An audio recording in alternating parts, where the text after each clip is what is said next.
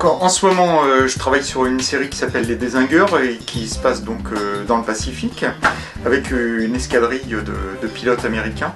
Bon, tout ça n'est pas très sérieux bien sûr, mais le jeu c'est un peu de donner un peu d'authenticité et de véracité à tout ce qu'on raconte.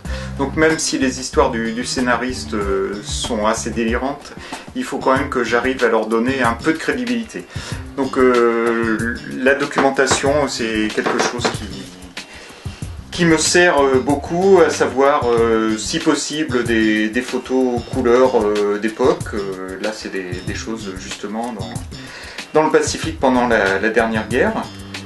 Et puis sinon tout un tas de bouquins, il y en a un peu partout derrière. Ce qui est intéressant aussi c'est de trouver par exemple sur internet des sortes d'albums photos. Souvent maintenant il y a une génération de gens qui sont en train de disparaître, les combattants de la Deuxième Guerre mondiale, et on peut avoir des petits-enfants ou des enfants de ces gens-là qui trouvent, j'imagine, dans des greniers des albums photos et qui vont les scanner et les mettre à disposition sur internet, et ça permet d'avoir des vues de la vie de tous les jours, si on peut dire, sur une île du Pacifique, par exemple, comment ça se passait quand ils avaient besoin de laver leur linge. Et apparemment ils bricolaient des machines pour essorer, même si là-bas il faisait chaud et qu'on pouvait penser que c'était peut-être superflu.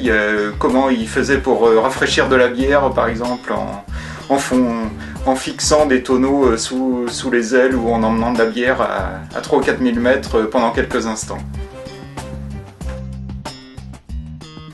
Donc la documentation en ce qui concerne les dessins pour le magazine le Fanat d'aviation, ça va consister dans un premier temps à trouver des photos d'époque ou des plans, des profils de couleurs pour essayer de cerner le sujet sur le plan esthétique, disons.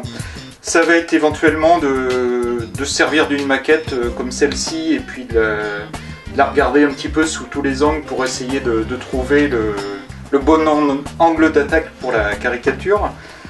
Et puis ça va consister à faire diverses esquisses sous des angles variés pour voir lequel se prête le mieux à la déformation.